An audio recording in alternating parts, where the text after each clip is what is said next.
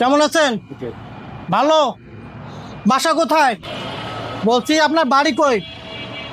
আমার বাড়ি তো বাবা আনছিল মাইকি মানুষের নিচে।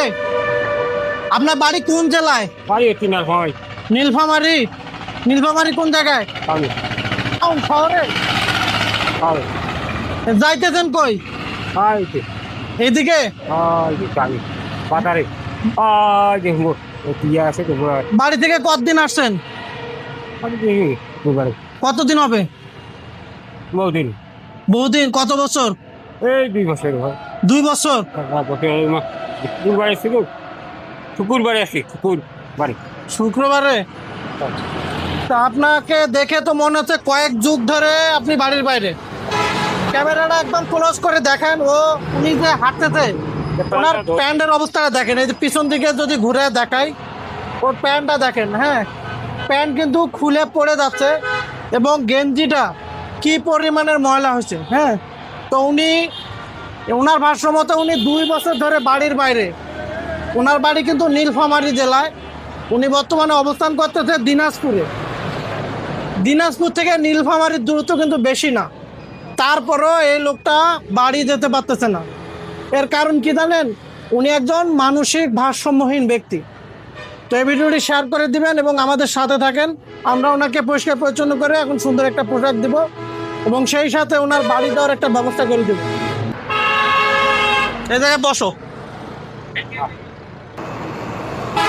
তো এই মানুষটির বাড়ি নীলফামারী জেলায়। উনি 2 বছর ধরে রাস্তায় রাস্তায় ঘুরতেছে, বাড়ি খুঁজে পাচ্ছে না।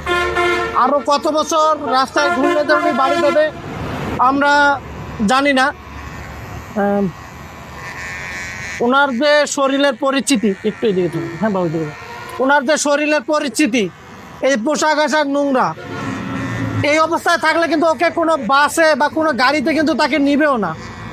তো আমরা ওনাকে পেয়েছি দিনাজপুরে। ওনাকে একটু পরিষ্কার পরিচ্ছন্ন করে একটা গাড়িতে তুলে দেওয়ার চেষ্টা করব, যাতে উনি বাড়ি যেতে পারে। এই মানুষগুলির জন্য কিন্তু তার পরিবারের লোকজন অপেক্ষা করে। অনেকে হয়তো এনাদের আশা ছেড়েই দিয়েছে যে 2 বছর একটা লোকের যখন পরিবারের সাথে যোগাযোগ হয় না, পরিবারের লোকগুলি কিন্তু আশা ছেড়েই দেয়। মনে করে হয়তো মরে গেছে, বেঁচে থাকলে হয়তো যোগাযোগ করতো।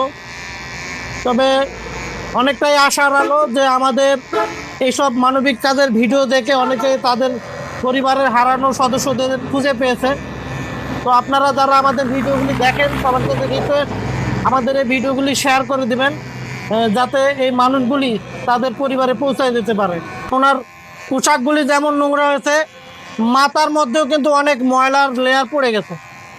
এগুলি, এই যে গরমের দিন আসতেছে, এগুলি কিন্তু ঘা হয়ে যাবে। দীর্ঘদিন গোসল না করার কারণে দেখেন,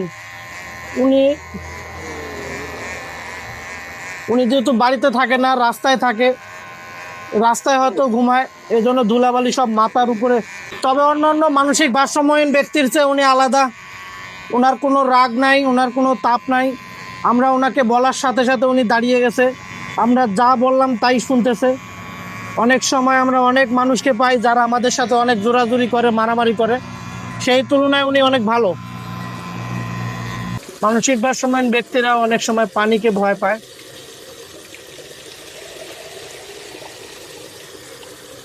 বসো বসো, বসে তো বসো, বসো তুমি বসো।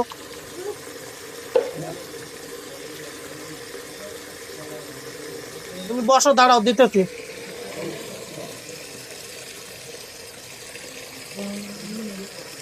আপনার কেমন লাগে? অবশ্যই ভালো লাগবে। যে পরিস্থিতি এগুলা কে কার খোঁজ রাখে।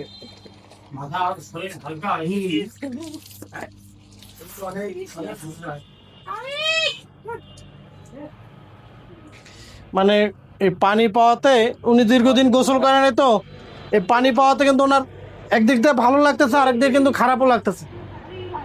একটু ঠান্ডা ঠান্ডা লাগতেছে, কারণ যেহেতু অনেকদিন ধরে গোসল করে না।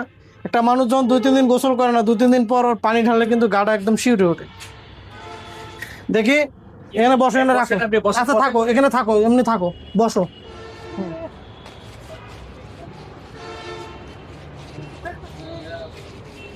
এই হাতটা দাও। হাত পায়ের নখের চাবিও অনেক বড় হয়ে গেছে।